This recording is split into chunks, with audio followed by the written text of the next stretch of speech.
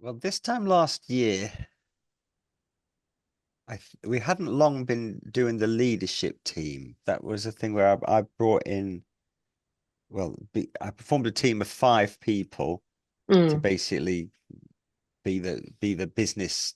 Every Monday we meet and we try and run the business from that meeting.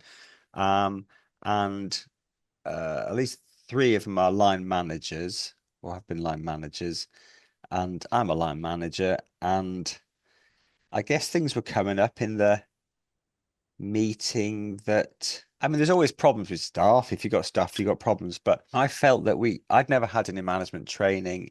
None of my team had any management training. I imagine it's quite typical. You do quite well at your job, you get a promotion, you end up managing people. Nobody gives you any training. They and uh, and uh, and that's where I was really, and that I need to know more than I know, but I didn't know what I needed to know, and that was one of the conversations we had. It was like, Peter, what do you need? I don't know what I need. What am I missing out on? I don't know. So that was what made me go for it, really.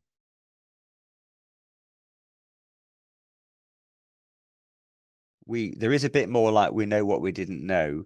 I think we've improved, put it this way. I think we have more knowledge.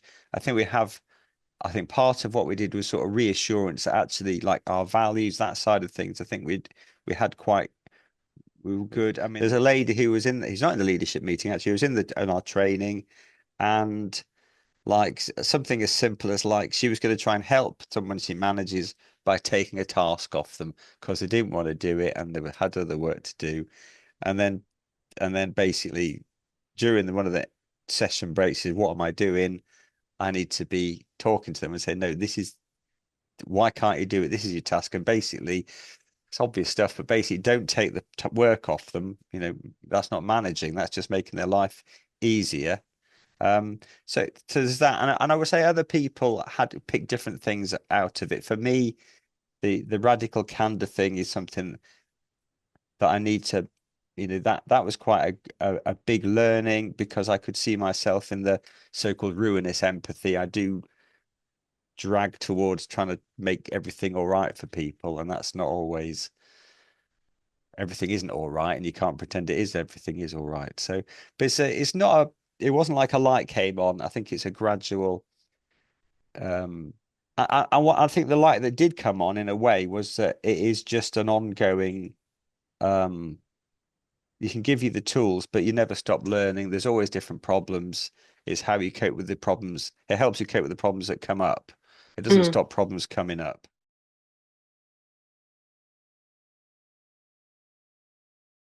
I tell you what, I think things have shifted for me personally in that um I mean even later on today I've got a meeting with someone, and from some of the things you've talked about, asking with curiosity, you said, and holding people to account, and I think this idea that holding people to account doesn't make you a bad person. It's just how you do it.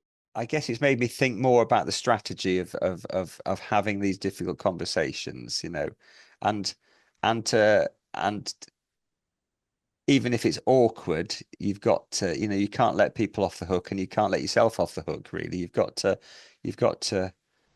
um, you've got to have these conversations, and in the long run, you benefit from them. And like it's stuff that you sort of know. Well, some of it's just stuff but some of it, I think the tools or the why you're doing it like that was useful. I think deep down, I've always known that you can't let people off the hook. But when you're in a meeting, when I'm in a meeting, it's very tempting sometimes to just get through the meeting and then pretend that things, because you've always got other things to do, and really you're just putting off a problem. Um, as I mentioned before, I think the ruinous empathy thing it was a thing for me. And it is the ruinous, ruinous empathy. Yeah. It is a natural. It is my natural. I like to make people happy, and everything's going to be all right. And that's set myself up for a fall. So that's something I'm more aware of.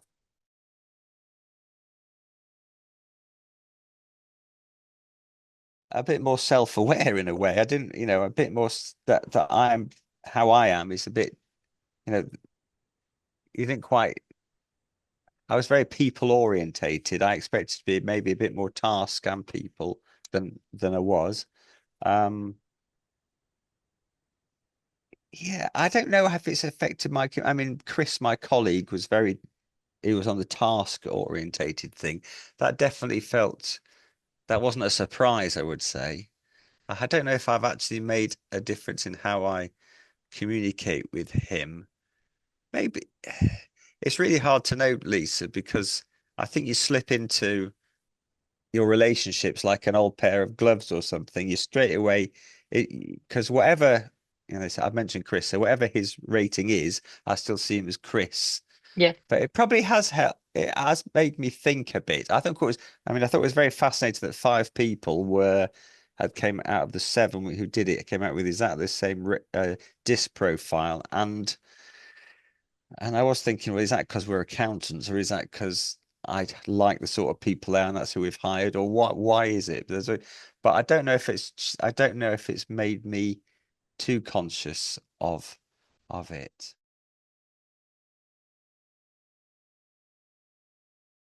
I think other people had different. I think I can try to remember actually, but Matt definitely talks about things that he's learnt about being a bit tougher, I think, or being a bit, holding people to account more. I don't know if it was there. I can't remember the exact areas we were doing at the time, but I did find the role playing and the dividing up into teams and thinking about it, where you're actually having to think and talk and you know I found that the best the most ex the best part for me. That was what I really enjoyed. One thing that I do remember was when I was having one of those little sessions. I think it was about session three or maybe four, where I was with Kat and Laura, and we were talking about how they were giving me feedback, basically how I'm quite timid, or I'll seek reassurance when I'm supposed to be talking in front of people, and how people had sort of noticed that I look at Laura for reassurance or something about what I'm saying, and it doesn't look like I'm being a leader in a way. And that was interesting because I was quite oblivious in a way to how I was. So that was an eye opener. And I guess I've tried to consciously not do that the same. I'm not a different personality, but I'm trying not to be so timid, or whatever a better word for that is. Different people are learning different things, I would say.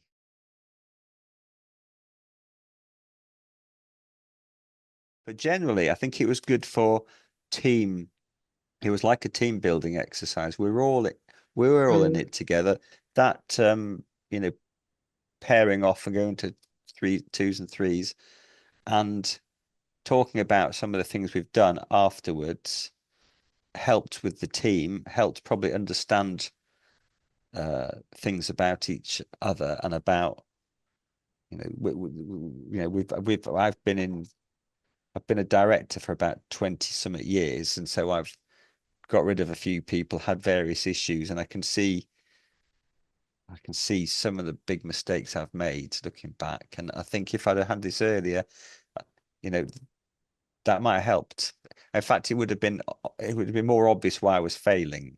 I am a people pleaser. That's a big, not a failing. It's something to be aware of, and that's cost me a lot. And I think some of the things that if I'd have done some of the learnings here, if other people had done it, they could have pointed at me, Peter, this isn't, this isn't how to do it. You're not holding people to account, or you're not giving them there's no clarity, and I'm trying to make people happy, and and I've seen other people manage in different ways as well that would be more authoritarian, and that hasn't worked either.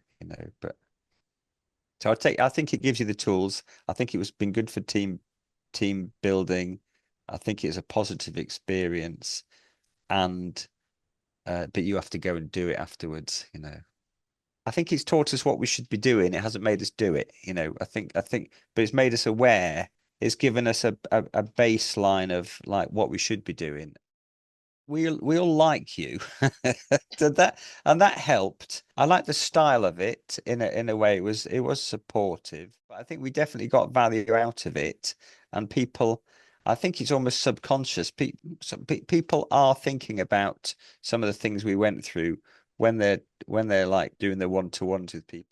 When we originally met, I didn't know what I didn't know. That was I kept saying that I don't know what I'm missing out, and I kind of feel like I now know what I need to know.